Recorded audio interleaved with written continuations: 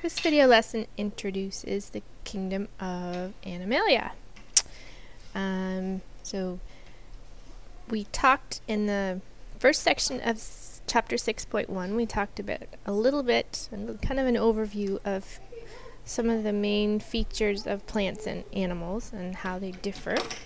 And the last thing that was mentioned about animals is the main things that they look at in order to classify them. So, this covers chapter 6, section 3. So if you go to the class website, and I'll also link in at Edmodo, if you want to have a copy of your own for these slides, or you want to look at them again at any time, they're right here. This is the first part. So in the first part, we talk about how they're classified in general, and then we focus a little more on the invertebrate phyla. And then the second part, we'll be looking at the vertebrates. Okay. So, the animal kingdom includes very small to very large organisms on Earth. And what we tend to think of as animals are actually probably only make up about 5%. So we tend to equate animals a lot of the time with the vertebrates, and they only make up about 5% of all animals on the Earth. So this could be a bit of an eye-opener. In any case, all animals are multicellular. They're eukaryotes, they are heterotrophic, they reproduce sexually, and they are motile. That's what they have in common. The following things we're going to go through are the main things that they use in order to classify animals into different groups, into their different phyla. So the first thing that they do that based on is the number of germ layers. Now, to understand that, you kind of need to know what germ layers are. And this isn't quite, I don't know how well you'll see this, but what they mean by germ layers are cells that are in the early stages of development that will become certain tissues of the organism later on. Okay, so this is an example like what happens in us. So we start out when the egg and sperm unite, they form a zygote, and then it starts to divide. As soon as it divides even the first time, then we call it an embryo. So it undergoes a bunch of divisions, doubling each time. So here's an 8-cell stage, and eventually forms this ball of cells called a blastula. So it's a hollow ball of cells. And then that blastula starts to kind of fold in on itself, and we call that gastrulation, because what you get in the end is called a gastrula. And the gastrula has certain layers of cells. Now, for some organisms, they only have 2 layers of cells. And so if they only have 2, we call them diploblastic, or diploblasts. If they have 3, then we call them triploblastic, or triploblasts. And what it means if they have 3 is that they can have more complex body forms. Okay, so it means they can give rise to different types of tissues, extra types of tissues that can make the organism more complex. So we have 3 layers, and we'll talk about a quick way of remembering which ones have 2 and which ones have 3. Basically, the more early forms, or the more primitive or basic forms of animals, would have 2 germ layers, and then the higher levels have 3. If they have 2, then they have an outer and an inner layer. So they have an ectoderm and an endoderm. But if they have 3, they also have a middle layer, which we call the mesoderm. Okay, so one thing that we're going to look at for each group is to see if they have... Do you need me to pause? No? One second. Funny. Sorry, my husband's teasing me while I'm doing this. Okay. So, one of the characteristics that we are going to look at then for each animal group, for each phylum, is how many germ layers they have. Okay? This is a diagram that just kind of shows, so we have the zygote, it comes a hollow ball of cells, and then eventually folds on itself to form a gastrolot that has certain germ layers. And the germ layers are early types of tissue that will give rise in the adult to certain tissues that we would recognize. Okay, so the outer one, if you think, what's on the outer part of your body? Okay, so the outermost layer is going to give rise to that in us. So it gives rise to our hair and our skin and our nervous system, because it lies just underneath your skin, kind of protected in bone. The mesoderm is going to give rise, so here's the ectoderm, okay, and the ectoderm gives rise to the skin and the nervous system and pigment cells in the skin. Okay, that just means the color cells and anything that's coming out of our skin, so our hair and nails, things like that. The mesoderm, okay, the middle layer, gives rise to the things that tend to be in the middle. So it's going to give rise to certain organs. So cardiac muscle means it's going to give rise to the heart, our skeletal muscles, our kidney cells, our blood cells. So basically, and if you take it all together, it gives rise to things like our muscles and our bones, all the kind of middle stuff inside of us, the cardiovascular and urogenital systems. In the very center of us, if you think of what runs down our center, it goes from our mouth to our anus, so it's our digestive tract. Okay, so the endoderm, the innermost layer, is going to give rise to those things, so our respiratory tract and our digestive tracts, and the things that kind of help them out. So the digestive and respiratory systems and most organs that are associated with them. And this is just another diagram that kind of shows those things. Okay, so the ectoderm gives rise to the nervous system and the skin, that sort of stuff. The mesoderm gives rise to the things in the middle, your bones, your heart, your kidneys, your main organs. And then your endoderm gives rise to your respiratory and digestive organs. Okay, so those are just a couple diagrams showing the same thing but in a different way. The second characteristic we're going to look at is their digestive tract.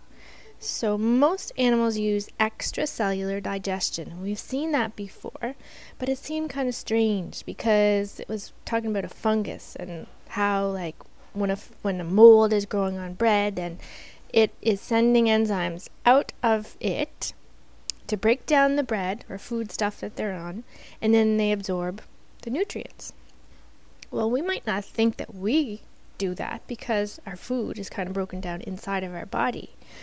But if you think about where our food travels, it actually moves along a track along the inside, like a tube on the inside of our body. Okay? So the food isn't really inside of the cells. So we send enzymes out of our cells into the digestive tract so that they can break stuff down for us. And then we absorb what's tiny enough. So when we are trying to characterize them, some organisms have an incomplete digestive tract. So mainly that means they have one hole, okay, one opening. So like the mouth and the anus are really the same hole. So the food goes in the one hole and waste come out the same hole. Okay?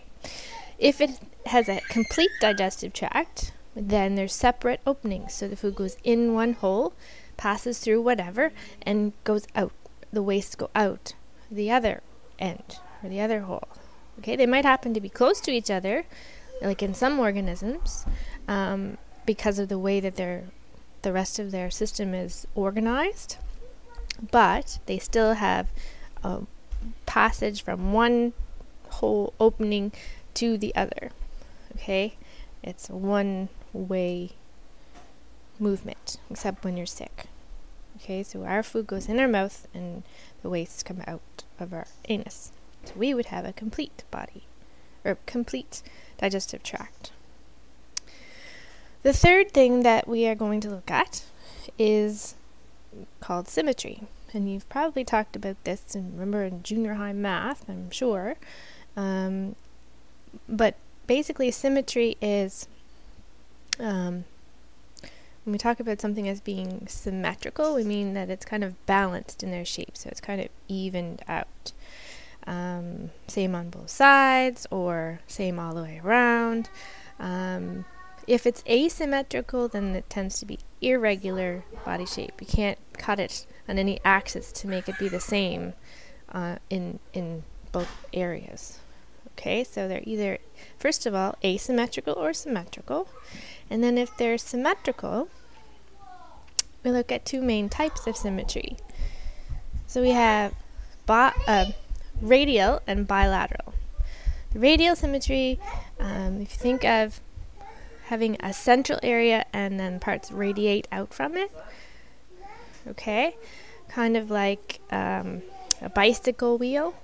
You have the central part where you attach it to the bicycle, and then other parts that kind of radiate out from it.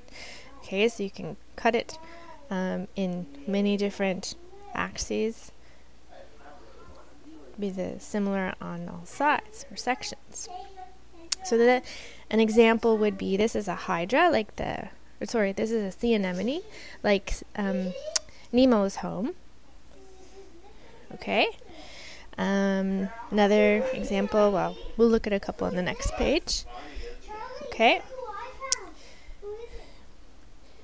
This one is, sorry, I'm sure you can probably hear them all in the background. This one is showing bilateral symmetry. So bi means two, so two-sided symmetry. So you can basically divide the organism in half, and it's the same on both sides. So a lobster has bilateral symmetry, shovel. So do we. Okay, if we cut us down the middle, then we're mirrors, kind of like a mirror image on both sides. So we're going to look at these ones and try and figure out what kind of symmetry they have. Anybody know what this one is? I don't know if you see them at the beach as often now. These are sand dollars. So if you look at it, okay, there's a central area and it radiates out from there. So this would have radial symmetry. Okay, let's look at the crab. Well, they've got legs that kind of stick out in all directions. But if I divided it here, that looks very different from over here. And this is a different kind of claw. So it is actually like the lobster and like us. We can cut them right through here and they'd be the same on both sides. So it has bilateral. Same with the worm. Okay, so here's the head of the worm. If you cut it all the way down its length, then it is bilateral. Okay, this one, yeah, you got it. This one's bilateral too. It actually has a line that almost divides it in half all the way along it. The lobster we already kind of showed, so we cut it right here, and it would divide it in two, so another bilateral. A jellyfish. So, a jellyfish, if you think of it, if you were looking from the top down, it's kind of got a central region, and then parts that kind of radiate out from it. So, yep, you're right, it is radial. And the last one, these are sponges, and they come in all different sizes and shapes. So look, you can't really find a central part where it radiates out from, and you can't really just divide it here and have it be equal on both sides, because it's little parts sticking out everywhere. This would actually be asymmetrical. Okay, so we'll look at each phylum and talk about whether they're bilateral or radial, if they're symmetric, or if they're asymmetric. This is maybe one of the hardest ones to understand in terms of characteristics that we look at. It's the development of a coelom. So you first have to understand what a coelom is. Okay, so a coelom is a body cavity. It's a special fluid-filled body cavity that has organs sitting in it. Okay, but the thing about it being a true coelom, to be a true coelom, it has to have a special tissue that kind of lines the inside of the cavity, so lines the inside of the body wall, but also coats the organs that are sitting in there. Okay, so it kind of allows for protection of the organs and development of more complex organ systems. So if they do have this, then we say they are true coelomates. They're coelomates. If they have a cavity, but they don't have special tissue on their organs, they might happen to have it even on the inside of the cavity, but they don't have it on their organs too, then we call them pseudo-coelomates. Remember we saw pseudopods before. Pseudo means false, and coelomate, it means body cavity, so they would have a false body cavity. So there's cavity, but it doesn't have that special tissue around the organs. Those animals that are a little less complex in their body structure would not have a coelom or a cavity with any kind of tissue, like special tissue around organs or anything. They just wouldn't have the body cavity. They would be acoelomates. So you're going to see that the simpler forms are actually acoelomates. So either they don't have enough tissue layers to even have a space for a body cavity, or they're very flat in their structure and there's no room that way.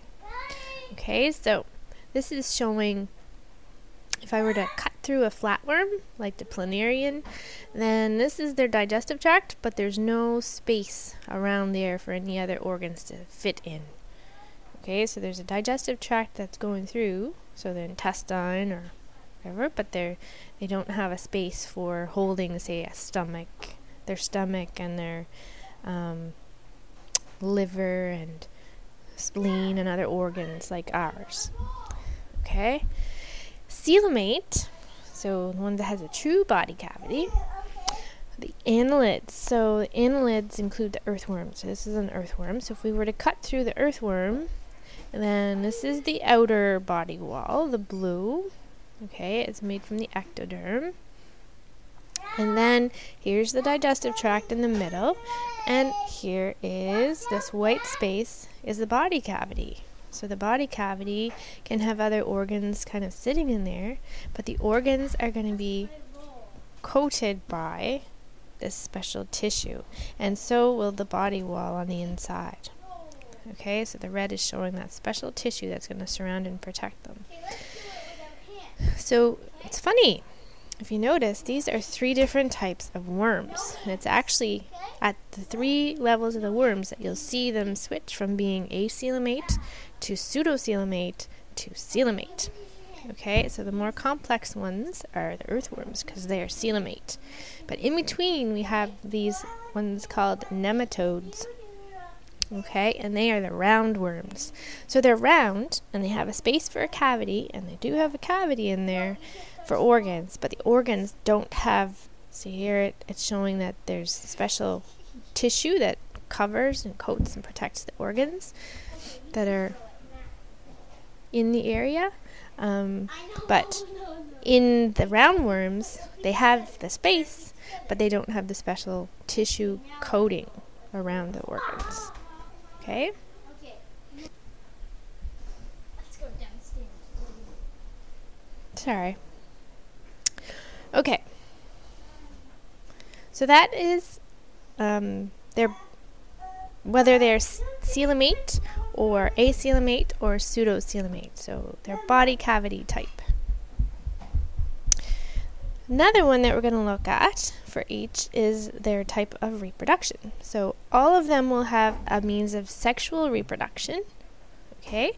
But with that, some of them undergo external fertilization, where the egg and the sperm meet outside of the body, and others undergo internal fertilization. So if it's internal, then they have to have a way of getting the sperm into the where the eggs are. Some also have a means of asexual reproduction, so some of them are capable of, say, regeneration or budding. Some are actually hermaphrodites. And a hermaphrodite basically means they have both male and female reproductive organs. So this flatworm, for instance, has ovaries, and it has testes, and it has a penis.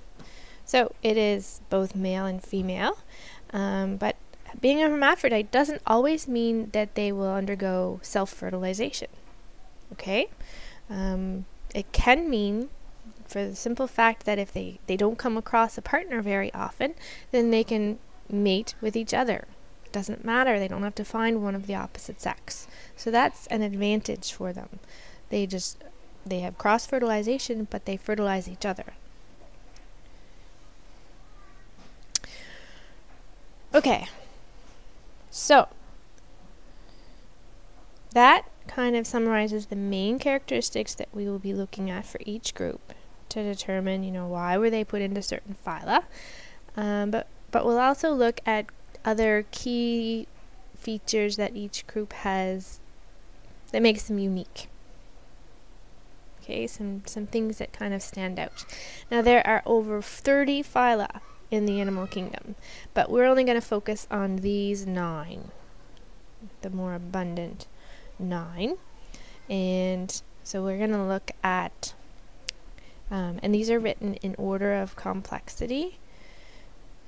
Okay, so we have phylum Porifera, which includes sponges, phylum Cnidaria, that includes the jellyfish, Platyhelminthes, which think plat, it means flat, so they are the flatworms. Helminthes means worms. Nematoda, phylum Nematoda are the roundworms, and phylum Annelida are the segmented worms.